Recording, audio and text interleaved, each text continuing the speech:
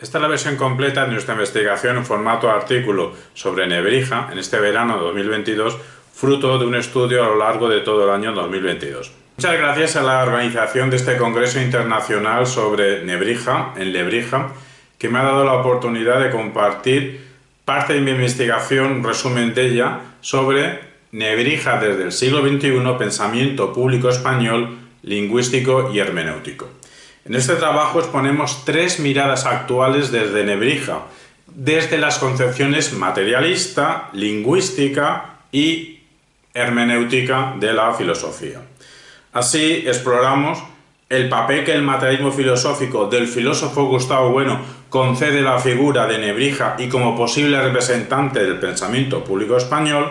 2. La similitud o no de la conciencia lingüística de Nebrija con el giro lingüístico de la filosofía. Y 3. La valoración de las aportaciones de Nebrija si suponen un antecedente de la doctrina del círculo hermenéutico de los pensadores alemanes y a un pensador francés e italianos en el siglo XIX, sobre todo en el siglo XX. El problema aquí de fondo es pensar en qué medida en la hispanosfera debemos estar en deuda con el pensamiento producido fuera de nuestros límites culturales, cuando ya disponemos, o quizá dispongamos, en nuestra propia tradición contenidos semejantes, e incluso anteriores. Todo esto para evaluar cuál podría ser hoy en día, en el siglo XXI, el papel de Nebrija en las ciencias del ser humano y en las ciencias de la sociedad. Empecemos pues por el primer punto, Nebrija desde el materialismo filosófico. En torno a la figura del filósofo español Gustavo Bueno, 1924-2016, se ha construido y se sigue construyendo todo un sistema filosófico, el materialismo filosófico, cuya base sería cierta concepción plural de la realidad y de las operaciones que llevamos a cabo para conocerla, comprenderla y criticarla, lo que ha venido a llamarse teoría del cierre categorial. Todo esto institucionalmente dentro de lo que se llama Escuela de Filosofía de Oviedo. Pues bien, una peculiaridad importante del Filomat es una apuesta decidida por conocer, valorar y usar todo el pensamiento constituido en la cosmovisión hispana, antaño en latín, luego en castellano y posteriormente, finalmente ya en español. Entremos en materia. Y entremos en materia a través del libro de Gustavo Bueno, España frente a Europa, original de 1999, pero que vamos a manejar una edición de 2019. En el contexto de pensar con rigor la determinación de la identidad de España, que sea España, Gustavo Bueno nos dice que puede haber dos perspectivas, una perspectiva externa o una perspectiva interna sobre los influjos, sobre el germen, sobre lo que define que sea lo español. Pues bien, en este contexto, uno de los casos más paradigmáticos de esa perspectiva externa, de los llamados europeístas, de la influencia de Europa en la Constitución de España, es la interpretación del erasmismo, incluso del erasmismo español, esa erasmomanía que asume la relevancia del pensamiento erasmista como fenómeno que explicaría fenómenos culturales e históricos acontecidos en lo que hemos venido a llamar España, fenómenos históricos españoles, tales como la obra de Alfonso Valdés, la ideología imperial de Carlos V o el pensamiento cervantino. ¿Qué sería el erasmismo? Básicamente, el impulso hacia una espiritualidad pero interior y un rechazo de la religiosidad externa, todo lo que tenga que ver con rosarios, procesiones y similares. Aquí es donde la figura de Nebrija cobra una importancia vital. Porque bueno, en esta edición, a las páginas 66-67 nos dice exactamente lo siguiente. En cuanto restaurador del interés hacia la antigüedad profana y sagrada, podrá y deberá ser considerado Nebrija como un precursor del erasmismo.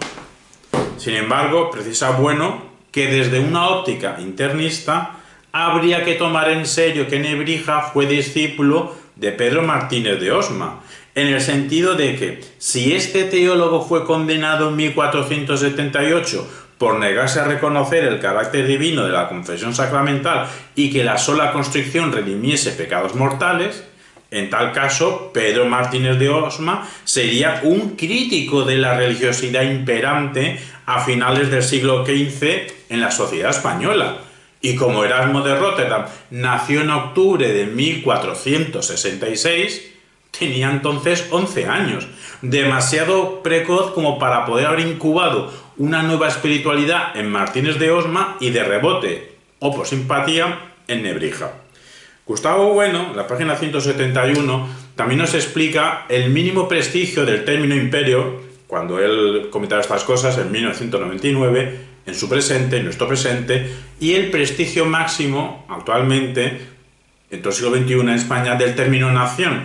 También, para ver estas cosas, recurre a la figura de Nebrija, en el sentido de que algunos historiadores o políticos autonomistas pretenden desprestigiar a la lengua española como lengua del imperio, y la prueba de ello, ¿en qué se basan? Pues lo encuentran esa prueba en la referencia de Nebrija en su gramática de que los imperios necesitan ir acompañados, asociados a una lengua del imperio, sugiriéndose entonces que las lenguas regionales son más populares.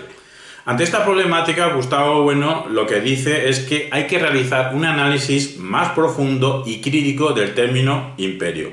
El académico de la RAE, Juan Gil Fernández, a quien gusta denominar a Nebrija Elio Antonio de Lebrija, pues nos comenta que Nebrija, o el Antonio de Lebrija, ya tuvo una conciencia de que los imperios se desplazan. Por eso incluso ya antes de 1492, en un poema, una cancioncilla que hizo los Reyes Católicos, pues los pone de emperadores. Esto lo decimos para reforzar la idea de que para muchos, como por ejemplo Juan Gil Fernández, la frase la lengua como compañero de los imperios, pues en Nebrija ya tenía una clara conciencia de la importancia que iba a tener la emergente en aquel momento, a finales del siglo XV, la monarquía hispánica, pero a tener un protagonismo hacia el Atlántico. Por esta parte, lo que nosotros añadimos es que en 1492 Nebrija no tenía una clarividencia tan grande como para poder prever los 3 siglos que iban a venir de Imperio Español. Por lo que cuando él hablaba de que el imperio tiene que ir asociado a una lengua de imperio, ¿a qué realidad sociohistórica se estaba refiriendo? Pues a realidades sociohistóricas como Roma, cuya expansión necesariamente fue acompañada de una lengua del imperio, el latín. En el contexto de las primeras décadas del siglo XVI, con un desplazamiento de las líneas de fuerza en vez de hacia el Mediterráneo, hacia el Atlántico, también nos recuerda Bueno en la página 332 que Nebrija fue el artífice del símbolo del nudo. Algunos podrían preguntar, ¿atando el yugo a las flechas? Y de la expresión tanto monta, pero el sentido que le da, posiblemente, a juicio de Bueno, no es el mismo que se suele dar. Se suele dar tanto monta como tanto monta Isabel como Fernando. Gustavo Bueno lo que dice que esta expresión de tanto monta más bien sería con la intención de subrayar que tanto daba que los nobles se hubiesen sometido a la monarquía autoritaria de Isabel y de Fernando de buen grado o por la fuerza. Continuando las coordenadas del materialismo filosófico, nos detenemos ahora en la exposición que hizo Atilana Guerrero, Escolásticos versus Humanistas, lección 6 de mayo de 2019 en la Escuela de Filosofía de Oviedo, localizable en el canal de YouTube FG Bueno TV. Literalmente explica Atilana Guerrero lo siguiente: si hay un lugar privilegiado donde poder ver esta tensión entre los escolásticos y los humanistas, es en el prefacio de la gramática de la lengua castellana de Elio Antonio de Nebrija, y es que termina así dirigiéndose a la reina Isabel: sacar la novedad de esta mi obra de las sombras y tinieblas escolásticas, a la luz de vuestra corte. Sombras y tinieblas escolásticas, y prefiere la luz, o sea, la claridad. ¿Podría decirse que el pensamiento público español es ese peculiar conjunto de pensamientos dependientes de la constelación española entre Nebrija y Bueno? Bueno, para eso deberíamos saber qué significa el sintagma pensamiento público español. Nos acudimos a la conferencia del propio Gustavo Bueno el 28 de julio de 1999 titulada La esencia del pensamiento español. Literalmente nos dice Bueno que cuando hablamos de pensamiento español nos referimos desde luego a un pensamiento que está objetivado, que está gramaticalizado, que circula socialmente, que es circulante socialmente. Pensamiento público implica siempre un marco en el que se va organizando, se gramaticaliza y se hace público, se publica, y todo esto desemboca en un campo Pensamiento público es ante todo un saber con unas características. Es un saber de saberes previos, saberes técnicos, saberes prácticos, saberes dogmáticos y saberes científicos. En realidad, pensamiento público sería un saber de segundo grado. Necesita otros saberes de primer grado que tienen que ver con lo tecnológico, con lo moral, con el dominio de reglas, con los contenidos que aceptamos, con las investigaciones. Desde estas coordenadas, el materialismo filosófico lo tiene bien claro. Nebrija podía operar como la contrafigura ¿de quién? De Lutero. Nebrija y Lutero. Pues la primacía de la conciencia interna, que sería lo característico de Lutero, tendría una oposición que lo vemos nosotros como espectadores de esa época. La conciencia interna de Lutero la podemos contraponer a la primacía de lo lingüístico, que es algo externo de aquel. Primacía de lo lingüístico, algo externo; primacía de la conciencia interna, algo interno. Lutero y Nebrija. En este sentido rescatamos las siguientes palabras de Caterina Guerrero.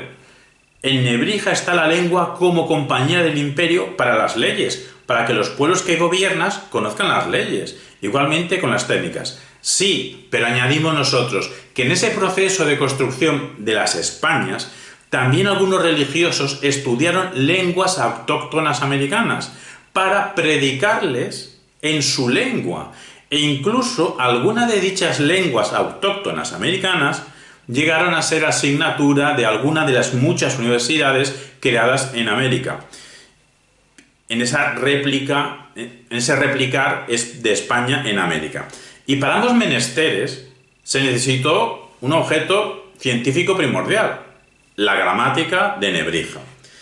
Nicole Horzental, también es coordenada del materialismo filosófico, impartió la lección Filosofía Española por Europa, Recepción, Plagio e Ignorancia el 30 de mayo de 2002 en la Fundación Gustavo Bueno, donde nos presenta a Nebrija desde el materialismo filosófico como un elemento desencadenante de la difusión del pensamiento público español.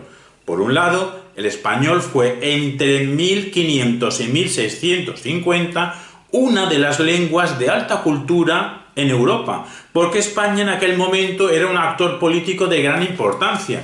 Y por otro lado, si el español se entendía por los nobles, por buena parte de ellos, o por algunos de ellos, por toda Europa, era porque heredaba formas del castellano, y el castellano fue la primera lengua romance en gramaticalizarse. ¿Gracias a quién? A la labor científica del nebrisense. Por eso, gracias a Nebrija y al hecho de la relevancia política del Imperio Español, el Quijote y el oráculo de Gracián se recibieron en Europa primero en español y solo después se tradujeron.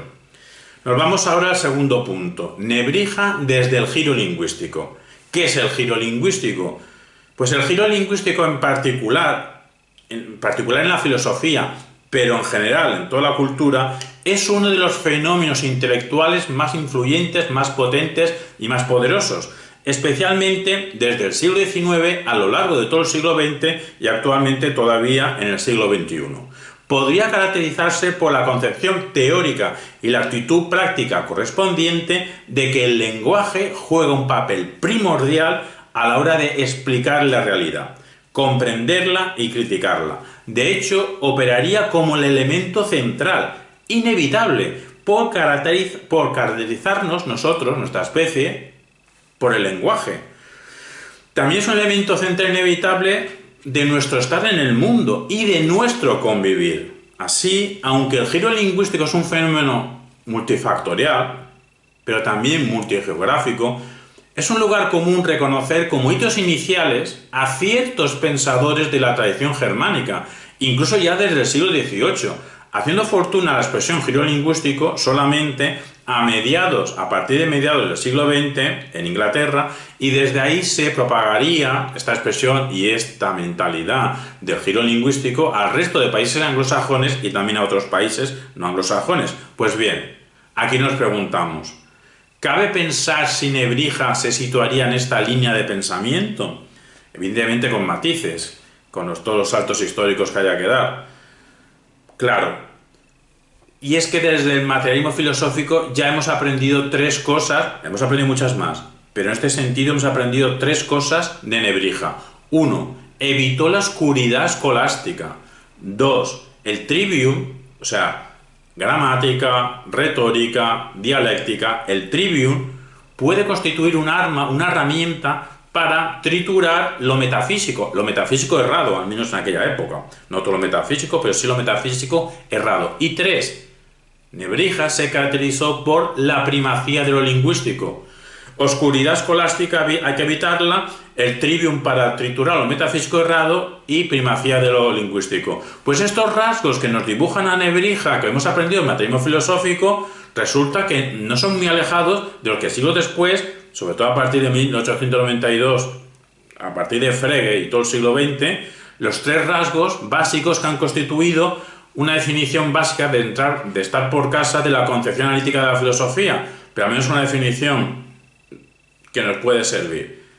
¿Qué definición? Pues que la concepción analítica de la filosofía sería una reacción frente a los idealismos a través de la claridad formal y 3, con un contenido centrado en la conexión pensamiento, lenguaje, mundo. Para evitar exponer todas las contribuciones filológicas de Nebrija, para ver si se amolda a esto que acabamos de decir, recurrimos en cuanto a síntesis a la conclusión de la investigadora Lola Pons en su artículo Nebrija y la libertad de 21 de febrero de 2002 en El País. Dice así: la idea de que la llave para desvelar la verdad estaba en la lengua y no en la revelación o en la autoridad era una novedad en su tiempo, con la que Nebrija insufla aliento del Renacimiento europeo en el aire español. Elio Antonio de Nebrija, el humanista que creyó en las lenguas como madres de la verdad. La verdad está en las lenguas. Nebrija no dice que la verdad solo esté en las lenguas, lo que sería un reduccionismo lingüístico incompatible con el dogma católico en aquel momento, que asociaba la verdad con Dios. Sino, lo que está diciendo Nebrija es que la verdad está en las lenguas, no que solo está en las lenguas, está en las lenguas, que serían el lugar donde se desarrolla la verdad.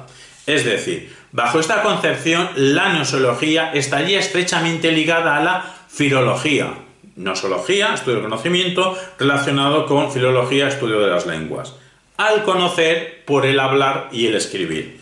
Esto es, el lenguaje como origen y lugar del conocimiento. Si esto no es concebir al lenguaje como pieza clave y central, pues se le parece mucho. En cierto sentido, podría interpretarse un giro lingüístico desde lo teológico, dado el resto de coordenadas y de contenidos en los que se inserta el pensamiento de Nebrija. Siempre y cuando quede claro que Nebrija nunca abandonó su posición de creyente cristiano. No en vano su afán por traducir correctamente las Sagradas Escrituras era para corregir las malas traducciones, que se apartaban de la verdad sobre Dios. Y que apartaban de la verdad sobre Dios en el lenguaje con malas traducciones. En el tema del lenguaje y Nebrija, también se le puede llamar Elio Antonio de Lebrija, pues acudimos ahora a esta excelente presentación de Cervantes de Santiago Muñoz Machado, de este año 2022. ¿Y por qué acudimos a ella? Porque en su explicación de Santiago Muñoz Machado, basándose en Aurora Ejido, de la conciencia que tenían los escritores españoles del siglo de oro, de la conciencia del valor de la oralidad, de ese componente lo tienen en cuenta en sus creaciones literarias, pues a la hora de explicar esto que estamos diciendo, pues se apoya al autor apoyándose en Aurora Ejido en Nebrija. ¿Por qué? Porque estos escritores ya tuvieron una conciencia de la creación literaria hecha a voz antes de que se convierta en letra. Entonces podemos acudir a la siguiente tesis de Nebrija, de que lo primero fue la voz, luego la letra. Como anécdota, Nebrija en aquella época del castellano, voz se escribía con B, o la escribía con B en su gramática de la lengua castellana, donde exactamente dice lo siguiente, Elio Antonio de Lebrija, o Nebrija. De manera que no es otra cosa la letra, sino la figura por la cual se representa la voz, con B. Ni la voz es otra cosa, sino el aire que respiramos. Así, y así lo escribían con 2 S, así que las letras representan las voces significan, como dice Aristóteles, los pensamientos que tenemos en el alma. Repetimos rápido, de manera que no es otra cosa la letra sino la figura por la cual se representa la voz, ni la voz es otra cosa sino el aire que respiramos. Así que las letras representan las voces significan, como dice Aristóteles, los pensamientos que tenemos en el alma. De este fragmento podemos nosotros comentar tres aspectos, los siguientes. Primero, este fragmento lo que denota es un conocimiento de Aristóteles por parte de Nebrija. Segundo, por otro lado, este fragmento, su lectura, el mensaje que nos da es que este fragmento mantiene una concepción del ser humano como un ser en el que se da un entrelazamiento entre lenguaje, significado y alma. Ahora diríamos mente, o más bien diríamos componentes cerebrales.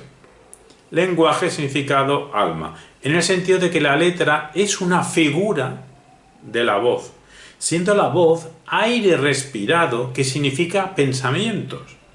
Vamos a hacer una aclaración. Si nos quedamos ahora mismo en este punto, con lo que acabamos de decir, ¿qué tendríamos?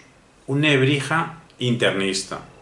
Internista en el sentido de lo lingüístico, es decir, un defensor del internismo lingüístico. La doctrina que defiende que el significado de las expresiones lingüísticas se explica por ciertos estados mentales internos del sujeto hablante. Normalmente los candidatos más idóneos de estados mentales internos son los estados intencionales. Cosas como las creencias, como los deseos. Podemos tener, no obstante, un Nebrija externista, o podemos haber tenido un externista lingüísticamente, en Nebrija, de haber dicho que la letra es una figura de la voz, siendo la voz aire respirado, que significa pensamientos, sobre cosas con un poder causal en cuanto a referencia. Pero también podríamos haber tenido un Nebrija socialista lingüísticamente, es decir, un Nebrija pragmático, de haber dicho que la letra es una figura de la voz, siendo la voz un aire respirado, la voz aire respirado, que significa pensamientos sobre cosas dentro de un contexto humano donde los usos lingüísticos otorgan la dirección semántica. Y tres, el último aspecto que queremos señalar de este fragmento es que nos retrotrae a la sabiduría de nuestro profesor Antonio Domínguez Rey, en su libro de 2008, La palabra respirada, hermenéutica de la lectura, donde nos introduce en la cuestión de la comunidad de vivencias lingüísticas con el siguiente comentario. Literalmente nos dice Antonio Domínguez Rey lo siguiente: cuando leemos, respiramos las palabras de otra persona. El aire respirado y los órganos que lo articulan al hablar son la base material del lenguaje y de la alimentación.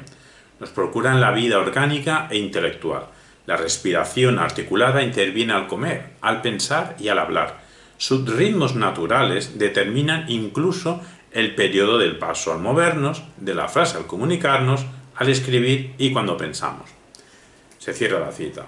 La conexión que se puede establecer entre este texto de Domínguez Rey y aquel de Nebrija, situado en esta obra de Santiago Muñoz Machado, pues la conexión que se puede hacer entre ambos textos nos proporciona una razón para sostener que en Nebrija se halla, o podemos encontrar nosotros, una concepción de la base material de la escritura, las letras, vinculada a la base material orgánica de las voces, el aire respirado. Por lo que al estar bien presente el elemento material en las reflexiones gramaticales de Nebrija, esta circunstancia refuerza nuestra postura de que Nebrija, Elio Antonio de Nebrija, es compatible dentro de las coordenadas del materialismo filosófico. Evidentemente no como representante, pero sí como pensador inicial previo, como un científico, como un sabio acerca de un saber de primer grado. Nos vamos ya al último punto, 3, Nebrija desde la hermenéutica. Acabamos de hablar del giro lingüístico, pues bien, en paralelo o en el seno del giro lingüístico, en el siglo XX ha habido otro acontecimiento cultural, el giro hermenéutico, proceso iniciado ya en el siglo XIX que ha llegado hasta nuestros días en el siglo XXI, en cuanto a conciencia de la relevancia del fenómeno de la interpretación.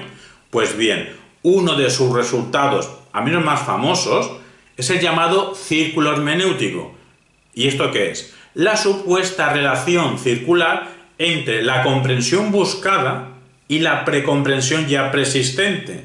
Es decir, la comprensión de todo texto, cuando quiero entender un texto, ¿qué hago? Para entender este texto yo dependo de la previa comprensión de sus partes. Lo que pasa que cuando entonces voy a querer comprender sus partes de un texto, esta previa comprensión, al menos de forma plena, solo se adquiere cuando las interpretamos como elementos de un conjunto. Con algunas diferencias entre ellos, este pensamiento del círculo hermenéutico lo encontramos en los pensadores hermenéuticos por Ricoeur, francés, los siguientes son alemanes: Gadamer, Heidegger, Dilthey, Schleiermacher, y la historia de la filosofía lo ha catalogado, este pensamiento del círculo hermenéutico, como una gran idea.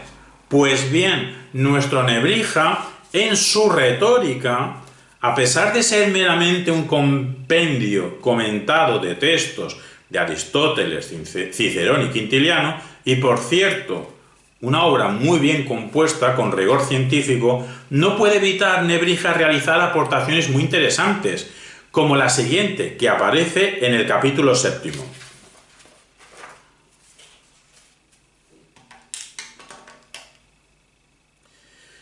Por un lado, yo creo que no ha podido realizar la invención quien no ha juzgado. Ciertamente, Cicerón supedita el juicio a la invención en sus retóricas. A mí, Nebrija, en cambio, me parece que está intermezclado en las tres primeras partes. Desde luego, no había disposición ni elocución sin él, aunque juzgo que la pronunciación también se sirve de él, incluso más.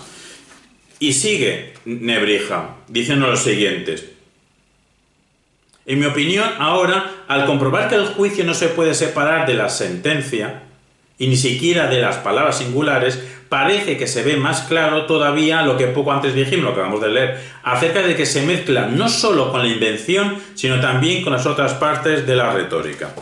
Es decir, lo que nos está diciendo Nebrija, sí, basándose en Cicerón, pero ampliándolo, es la siguiente tesis: el juicio, lo que pensamos con rigor sobre un elemento, el juicio está intermezclado con la invención, la disposición, la elocución, la memoria y la pronunciación en el proceso de realizar cierta intencionalidad construyendo un discurso. La enseñanza que nos está transmitiendo aquí Nebrija es que a la hora de enunciar determinada voluntad, y aquí el elemento intencional, mediante la construcción de un discurso, a través de palabras que articulan un asunto, objetivo que requiere la acertada disposición de ciertos elementos previamente seleccionados, materiales que luego habrá que expresar del modo adecuado, tarea que precisa del ejercicio de la memoria y del buen uso de la voz y de los gestos, pues bien, en todas estas operaciones retóricas estamos continuamente evaluando. No paramos de valorar lo acertado del qué, en qué orden y cómo expresamos nuestro discurso y de sus efectos en el auditorio. Lo que sostiene Nebrija respecto al orador o respecto al escritor es el entrelazamiento de la capacidad del juicio con todas las partes del discurso. Cierto que no utiliza expresiones como circularidad, pero sí se refiere a mezcla, o que el juicio está entremezclado con las distintas partes del discurso. Pero la compatibilidad de lo afirmado por Nebrija con las distintas versiones de lo que se ha venido a llamar círculo hermenéutico es elevada. En síntesis, Nebrija, quien mayoritariamente escribió en latín, pero también en castellano, constituye uno de los primeros referentes del pensamiento público español y, si nos permite extender el marco hacia la hispanosfera, también del pensamiento público hispano. Un pensador a reivindicar desde las coordenadas del materialismo filosófico, por su percatarse de las implicaciones filológicas, políticas y filosóficas de las lenguas, y un pensador que tenemos que estudiar en el siglo XXI por su embrionaria conciencia lingüística y por su anticipación del círculo hermenéutico, lo que le convierte en un autor indispensable para todos aquellos que operen desde las coordenadas de la concepción analítica de la filosofía y o de la tradición hermenéutica. Aprendamos de los que piensan en francés, en alemán, italiano e inglés, etc. Aprendamos de ellos, pero desde el conocimiento de que lo que se pensó con rigor en latín y castellano y luego ya en español, eso no podemos olvidarlo. Quienes apostamos por una concepción resolutiva y en español del pensamiento, tenemos la suerte de tener en Nebrija un maestro. Nebrija, como también se le puede llamar Elio Antonio de Lebrija, un pensador filosófico, lingüístico, hispano, relevante para tener en cuenta no solo la importancia de la lengua española en el mundo, sino la importancia de pensar en español, de formar parte de ese pensamiento público español que se puede estudiar desde las coordenadas del materialismo filosófico y como un precedente, entre otros, pero un pensador que ha sido capaz de darse cuenta de la importancia que tiene la interpretación, de la importancia que tiene los prejuicios, de la importancia que tiene tener una serie de elementos, tenerlos en cuenta a la hora de argumentar, persuadir, comunicar. Nebrija, el pensador de lo lingüístico y de lo interpretativo desde lo hispano. Muchas gracias por la atención y cualquier crítica será bienvenida, la podéis realizar en los comentarios de este vídeo. Muchas gracias.